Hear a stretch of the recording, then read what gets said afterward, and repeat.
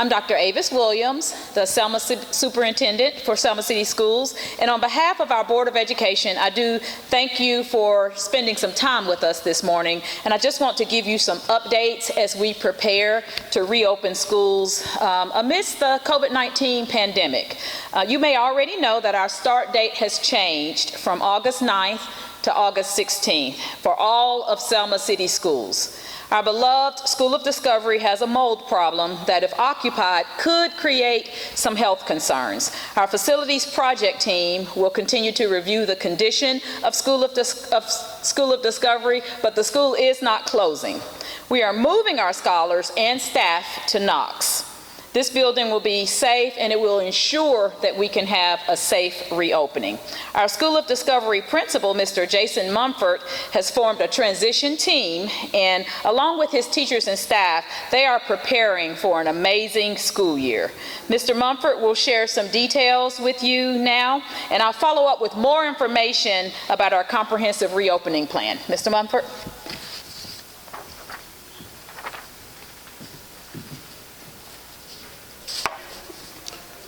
Good morning to members of the board, School of Discovery's faculty and staff, parents, and most importantly, the scholars who will be attending School of Discovery this upcoming school year. This week, we are working diligently in preparing a safe place for our scholars to return for the 2021-2022 school year. The steps we have taken so far in doing this are sweeping our classrooms, moving furniture, and keeping communication open on our social media accounts about our progress.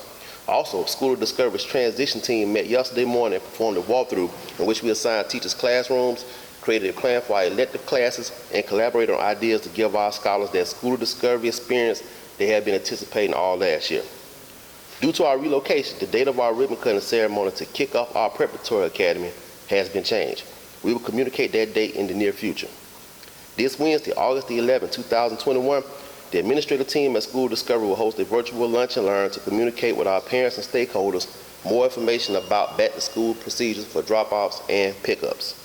The link to this Zoom will be shared on Facebook and our website this afternoon. We would like to thank you for your cooperation and trusting us in making this transition as smooth as possible for our parents and scholars.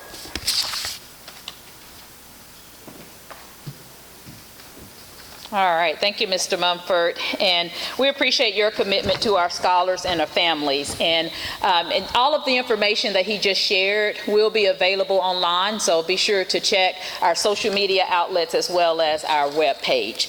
Now, I want to share our reopening plan just so that you are aware of the safety precautions that we're taking and the fact that we are committed to reopening schools safely this fall. And I did give each of our media outlets a copy of our Return to Excellence reopening plan, and this plan can also be found again on our social media sites as well as our website. So first of all, Selma City Schools will reopen for scholars on August 16th, 2021. All scholars are expected to be in school in person unless you are enrolled in Saints Virtual Academy. Saints Virtual Academy is open and taking registration, and it's for grades 6 through 12. Vaccinations are encouraged for all teachers and staff over the age of 12. Vaccinated individuals who have close contact will not have to quarantine as long as individuals who are not vaccinated, as long as they remain asymptomatic. We will continue social distancing 3 to 6 feet where possible within our schools, and we know that this will be beneficial as we look to mitigate the further spread of COVID-19. Masking is required for all of our scholars, teachers, staff, and visitors at all of our schools and all of our offices. And so we are going to continue our DOPE campaign, doing our part every day and making sure that we are masked up. And the Return to Opening plan does have several hyperlinks, which also includes the link to our masking policy. Temperature checks will continue for any person entering Selma City Schools and office buildings. Schools will be required to report any suspected or diagnosed cases of COVID-19 to the Alabama Department of Public Health. And we will maintain our COVID dashboard that we had operated throughout the school year last year. And we will follow the Alabama Department of Public Health guidelines. And many of those guidelines are in the toolkit that the ADPH pushed out for all families and for school districts to use. And there will be some updates to that as things change. We will stay on top of the data as it relates to CDC as well as the Alabama Department of Public Health. Subject to some exclusions, school officials will notify individuals who are close contact to anyone who has been diagnosed positive for COVID-19. All individuals should continue to practice frequent hand washing and respiratory etiquette. All students and staff who have symptoms of COVID-19 should remain home, and we're going to continue to emphasize that for any of our scholars, our teachers and staff. If you're not feeling well, please stay home and take care of yourself. Routine, extensive cleaning will take place in all of our learning spaces as well as our offices. And at this time, there are no restrictions in terms of attendance for extracurricular activities. But we will stay in close contact with the Alabama High School Athletic Association and ensure that any guidelines that are pushed out by them will be followed by our athletic teams.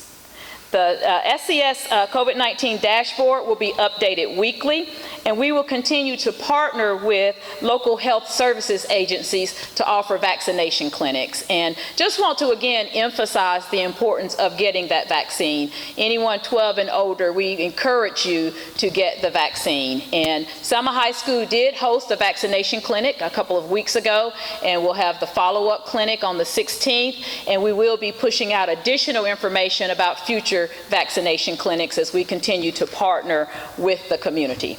Finally, we just want you to know that Selma City Schools is committed to reopening our schools safely for all of our scholars and staff.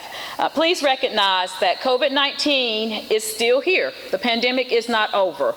As much as we had hoped to have what would appear to be a more normal school year, we will operate with safety being our top priority.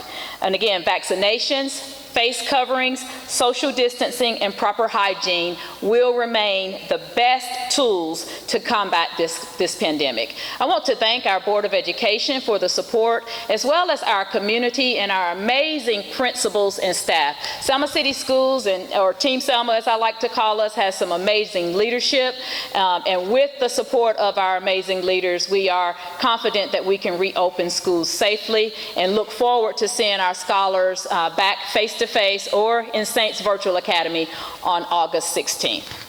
And at this time, I will take any questions from the media. Yes, sir. Dr. Williams, last year, how many of your staff members and scholars came down with COVID? Do you have any numbers? I don't have that number on the top of my head, but the dashboard is still up, so you can check our dashboard because those numbers were reported weekly, and it's still updated. What are you going to do, excuse me, if it happens that someone on your staff or one of your scholars diagnosed with COVID-19 with the Delta variant? Do you have a procedure in place for that? All of our schools have isolation rooms, and so the scholar or the staff member can be isolated safely and will be sent home. And we will follow the Alabama Department of Public Health guidelines as it relates to any quarantining, and 10 days is the expected amount of time when someone tests positive, and remaining home until the symptoms have subsided. What about the rest of the school? I mean, is it, do you have a way, I guess, to know where they were?